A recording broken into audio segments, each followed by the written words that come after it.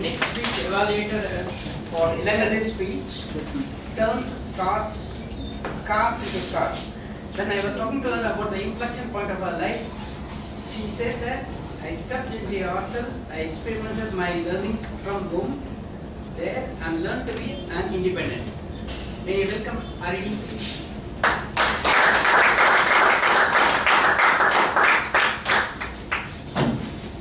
General Evaluator, fellow Toastmasters, and our shining star, Toastmaster Medley. Wonderfully done. Compete in Communication Project number 2.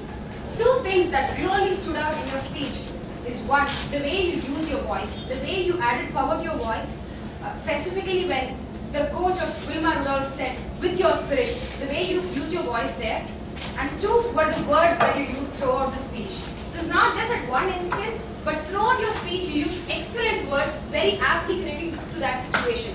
Adversity to advantage, taking the blow, lying low, procrastination, devastation, everything, the word usage was excellent. Going to the specific objectives of Compete in Communication Project 2. The topic choice. The choice of the topic was a brilliant choice. It was about how you turn your negative points to the positive points, and you narrated it very well through your entire speech.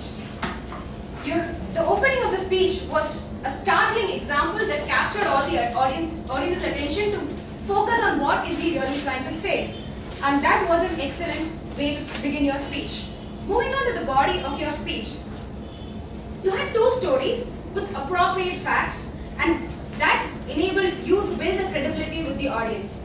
All the facts of what happened with Wilma Rudolph's age, every year of her life, and with your own life. So all of that told us that you were really speaking the truth, and that enabled us to connect better with your speech. And moving on to transitions. Throughout this speech, you had only two primary stories. There was not much of requirement of transitions throughout your speech. But I feel in that place where you transition from Wilma Rudolph's story to your story, there I felt there was a blunt transition. Instead of that, if you had brought it in somehow, say, if that was Wilma Rudolph, look at me, even though I did not have anything negative on my side, this is what happened to me. Something like that, I think that would have been better. The second point in transition is the connect between the first story and the second story. You could have done it in two different ways. One, you could have told the audience that was a physical negative point. This was an emotional, or actually it was not forced, it came from within. Either that way, or you could have thought, even though I did not have any negatives, this was what I did.